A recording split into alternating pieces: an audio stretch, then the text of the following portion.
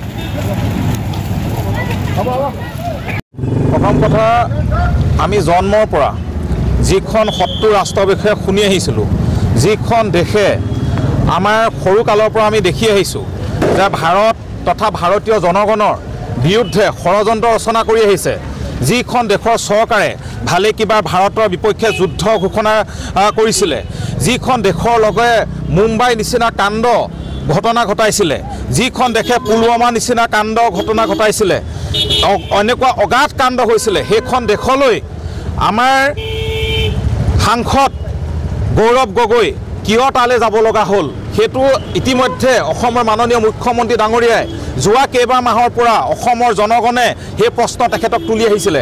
তেওঁ সেই প্ৰশ্নৰ উত্তৰ দিবলৈ প্ৰথম কথা ভালে কিমান লগালে, শেষত পৰহি তেওঁ সেই সংবাদমেলৰ যোগেদি স্বীকাৰ কৰিলে। তেওঁ সেই কথাটো হওক, পাকিস্তান ভ্ৰমণেই হওক বা তেওঁৰ সন্তান যে আমাৰ ভাৰতীয় নাগৰিকত্ব আজি তাৰিখতো নহয়, এই বিষয়ক লৈ আমি তিতাবৰ সমাজ যুৱ সমাজ যথেষ্ট লজ্জিত হৈছোঁ আৰু তাৰ বাবে আমি গৌৰৱ গগৈ আজি পুতলিকা দাহ কৰিছোঁ। আৰু তেওঁ কিয় গৈছিলে, তেওঁ পাকিস্তান গ'লেহে যে তেওঁ অন্তৰাত্মাই শান্তি পায়, তেওঁ এনেকুৱা কি কাৰণ আছিলে যে পাকিস্তান যাবলগীয়া হৈছিলে, যিখিনি কথা অসমৰ জনগণ তথা অসমৰ মাননীয় মুখ্যমন্ত্ৰী ডাঙৰীয়াও বাৰম্বাৰ তেওঁৰ পৰা উত্তৰ বিচাৰি আছে। গতিকে আমি তেওঁক সেই উত্তৰ দিবলৈ আহ্বান জনাইছোঁ। তেওঁ যিবিলাক আমাৰ জনগণে প্ৰশ্ন, আমি যথেষ্ট ক্ষোভিত হৈ আছোঁ, তেওঁ কিয় তালৈ গৈছিলে সেইটো এটা ডাঙৰ প্ৰশ্ন। গতিকে সেইখিনি তেওঁ দিয়ক, অন্যথা আমি তেওঁৰ বিৰুদ্ধে ভৱিষ্যতৰ দিনত আকৌ আন্দোলনৰ কাৰ্যসূচী ল'বলৈ বাধ্য হ'ম।